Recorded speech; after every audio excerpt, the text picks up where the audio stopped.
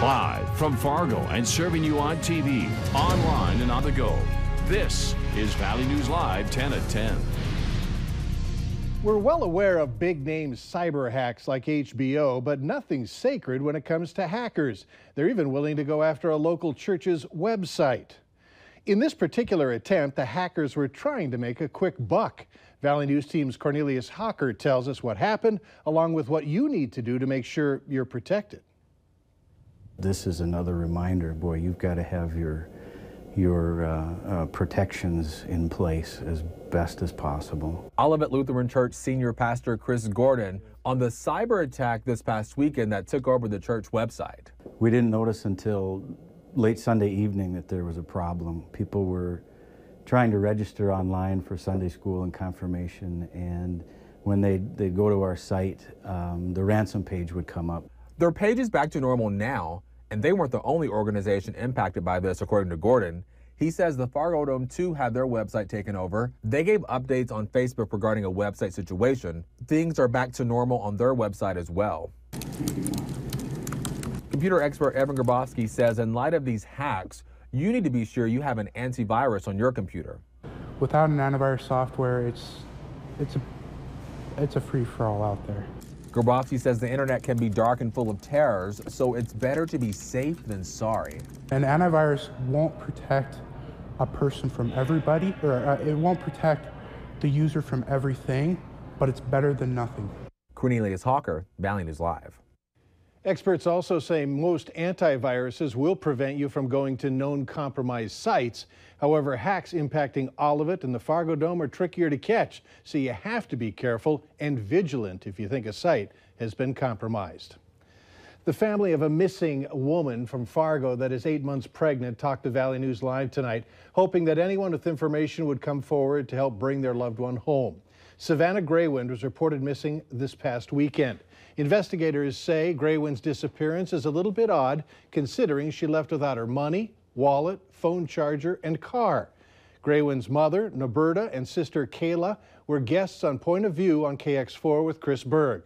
Norberta says police told her they have no clues to help locate her daughter. We're trying to get some guidance of where to go, where to start searching. I don't know, any information would help. We have nothing. The family has organized a prayer service tomorrow at the main entrance at the Sanford Clinic in downtown Fargo. It's going to start at 2 o'clock. Now, Savannah Graywind is Native American with long, dark brown hair and green eyes, and a large dream catcher tattoo on her thigh. If you do have any information on her whereabouts, call Fargo Police at 701-235-4493. Now take a look at something that our viewers captured on I-94 earlier this evening. A 1995 Chevy motorhome caught fire right around 7 o'clock. The Minnesota State Patrol says it happened in the westbound lane between Fergus Falls and Rothsay. The RV first caught on fire, then caused a grass fire nearby. Smoke caused poor visibility for a time. No one was injured. A nonprofit aiming to help provide temporary housing for recovering addicts who have had trouble with the law has its sights set on buying more properties. F5 currently has 4 sober homes in Fargo that were violating code by having too many people staying in them. The nonprofit considered applying for group living statuses. Aaron M. Nelson with the Fargo Planning indicated today that founder Adam Martin informed the city that they are pursuing additional housing units to accommodate their residents. The mother of a 3-year-old girl attacked by an owl says they had no warning. The child received scratches on her head in Lake Bemidji State Park over the weekend and was treated at an urgent care facility. The park temporarily closed the trail where the incident happened.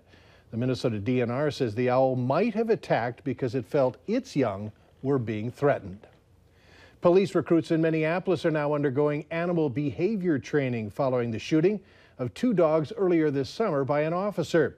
The July evening turned heart-wrenching for one family as the dogs came around a corner on the house and were shot by the police officer. Law enforcement agencies here in the Red River Valley aren't currently conducting similar training. Experts say animals can get just as frightened as people when police show up. And the more they can read body language and understand whether an animal is an actual threat or not only helps their safety, but also the animal's safety. The United States Humane Society and the U.S. Department of Justice estimate some 10,000 dogs a year are killed by being shot. The protesters are long gone, but the builder of the Dakota Access Pipeline says they're still feeling the effects of misinformation and targeted attacks. And those problems are being spelled out in a lawsuit against Greenpeace and other organizations. Energy Transfer Partners is suing them for violations of federal and state racketeering and defamation laws in the state of North Dakota. The company says Greenpeace and others put out false information to interfere with the building process and damage the company's business and financial relationships. They also point out ways that some of the activist organizations incited and funded crimes and terrorist acts to stop the pipeline from being built. The suit does not say how much money the company is seeking in damages, but says that amount will be determined during the trial. People who drive along a stretch in Grand Forks can breathe a little easier tonight, knowing that the road won't suddenly collapse. Today, 13th Avenue South was closed because of a hidden sinkhole beneath the road. A pipe broke washing away and then washed away the ground below the street. Morning because of school kids, and then of course Altru has so many employees and they all come off South Washington and come this way. Crews do say that road will be back open by the end of this weekend. Hundreds lined up at M State in Moorhead today to participate in this month's Ruby's Pantry. It's an event aiming to get extra food from around the area into the right hands.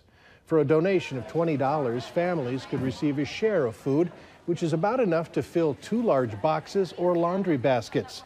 The event is held on the 4th Tuesday of every month at the M State campus, and organizers say being involved with programs like this helps everyone in our community.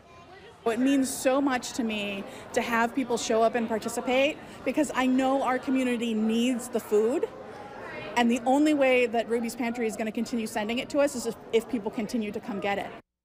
Ruby's Pantry has more than 60 distribution sites in Minnesota and Wisconsin, including M State's Detroit Lakes campus. Well, if you're a Bison tailgater, listen up.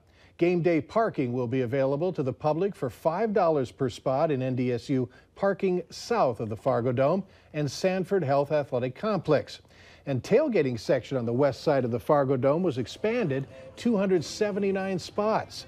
Reserved tailgating accounts have 6 single game passes this year rather than just 1 season-long pass.